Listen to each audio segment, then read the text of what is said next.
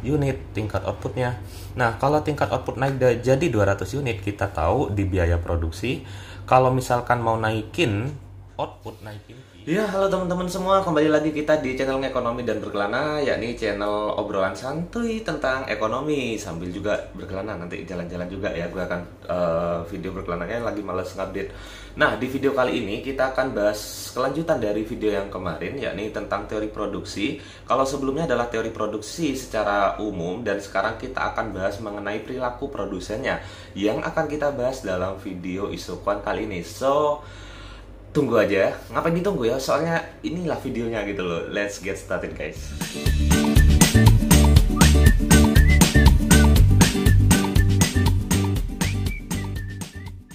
Nah, kalau kita ngomongin kurva Isuquan dari kata-kata kuan. Nah, kuan ini adalah kuantitas guys gitu loh. Kuantitas berarti kombinasi dua jenis input atau lebih dengan output yang sama atau untuk menghasilkan kuantitas yang sama. Jadi mau kombinasi seperti apapun kuantitasnya sama. Sebenarnya kurva Isuquan ini identik dengan kurva indifference. Nah, kurva indifference seperti apa gitu? Cek link di bawah ya di deskripsi. Gue udah sertain di situ. Nah, kalau teman-teman udah nonton video tentang indifference curve yang gue bahas cukup detail di situ, udah ditonton kemudian paham, dan untuk menonton video tentang Isuquan ini aku rasa teman-teman bakalan lanjai aja gitu, woles aja, digas saja. Nah, kenapa? Karena karakteristiknya sama persis guys gitu loh. Kalau misalkan kita ngomongin Isuquan, berarti kombinasi dua jenis input dengan kuantitas yang sama atau tingkat output yang sama.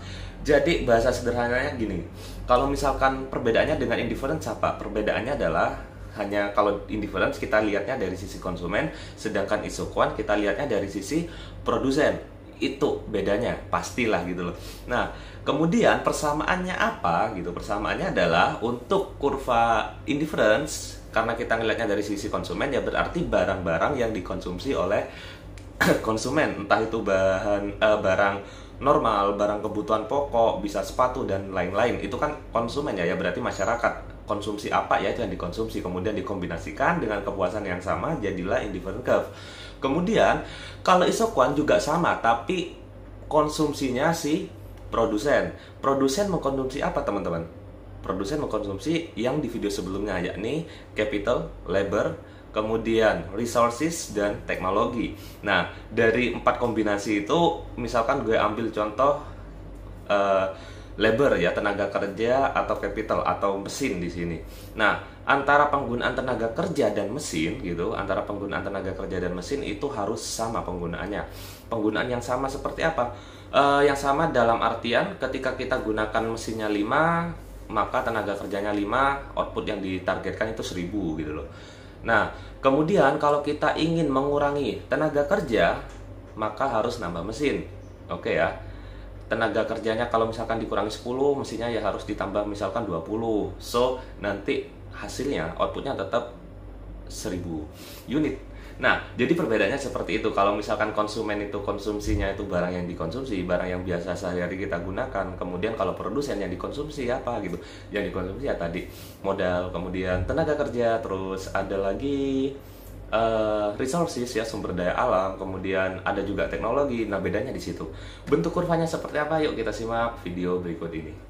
Oke, kita perhatikan kurva berikut ini, kurva Isuquan gitu loh. Nah, gue di sini permisalkan itu adalah karena ya kurva Isuquan ya, di pengertian sebelumnya kurva ini menggambarkan kombinasi dua jenis input dengan tingkat output yang sama. Nah, ketika kita ngomongin tingkat outputnya itu 100 unit dari input yang dimiliki oleh suatu perusahaan atau seorang produsen gitu loh. Nah, mereka punya 5 orang tenaga kerja dan 5 buah mesin. Nah, ketika 5 tenaga kerja dan 5 mesin, mereka mampu menghasilkan 100 unit output. Kemudian, bagaimana kalau misalkan perusahaan tersebut beli mesin yang lebih banyak? Secara otomatis agar output yang dihasilkan itu nggak berkurang maupun nggak bertambah, maka secara otomatis resikonya adalah tenaga kerja yang harus dikurangi. Misalkan mesinnya nambah jadi 7, secara otomatis tenaga kerjanya harus dikurangi jadi 4. Atau misalkan ada suatu perusahaan oleh pemerintah diatur katakanlah ini titik B. Atau misalkan ada suatu perusahaan atau bisnis gitu oleh pemerintah terus disuruh gitu kan, bagi para pengusaha harus melakukan padat karya, yang mana padat karya tenaga kerja lah yang harus diutamakan, atau produksi menggunakan tenaga manusia. Nah, maka perusahaan untuk menghasilkan tingkat output yang sama adalah misalkan tenaga manusianya ditambah menjadi 9 nih gitu loh. Maka secara otomatis mesinnya harus dikurangi sebanyak, misalkan gue contohin di sini 2. Katakanlah ini titik C. Nah, di sini nih 100 unit. Loh Mas, mungkin ada pertanyaan, kenapa kalau misalkan tenaga kerjanya ditambah, kemudian mesinnya nggak dikurangi? Oke, kita permisalkan nih di sini ya, tenaga kerjanya, mesinnya nggak dikurangi, tapi tenaga kerjanya ditambah, misalkan tetap 9 gitu loh. Berarti akan muncul titik baru di sini, yakni titik D, dimisalkan seperti itu. Nah, kalau dimisalkan titik D, berarti tingkat outputnya bukan 100 unit lagi gitu. Misalkan akan naik jadi 200 unit tingkat outputnya. Nah, kalau tingkat output naik jadi 200 unit, kita tahu di biaya produksi, kalau misalkan mau naikin output, naikin key ya, outputnya mau dinaikin, key-nya mau dinaikin, secara otomatis biayanya juga nambah. Akan merubah struktur dari konsep biaya perusahaan tersebut. Jadi di sini nggak akan tercapai gitu loh.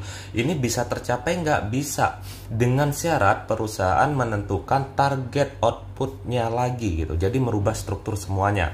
Nah, kalau misalkan sudah berubah ke poin D, maka di sini dia akan muncul kurva isoquant yang baru di sini. Nah, muncullah seperti itu. Oke, sesimpel itu sebenarnya tentang kurva isoquant. Kalau misalkan gini nih gitu loh, perusahaan tersebut punya 5 mesin dan 4 tenaga kerja, berarti akan ada di titik ini, akan ada di titik E misalkan. E ini maksimal nggak produksinya, efisien nggak, efektif nggak? Enggak guys. Karena apa? Karena kan di sepanjang kurva ini yang misalkan di sini dia produksinya cuma 70 unit gitu loh. Nah, harusnya perusahaan tersebut masih bisa produksi sebanyak 100 unit, tapi dia malah memilih cuma produksi 70 unit. Itu kan ada sesuatu yang harus dipertanyakan, kenapa gitu. Mendingan kan kita berproduksi di sepanjang kurva ini aja. So simple. Ya, semoga paham dan ditunggu untuk video yang isokos.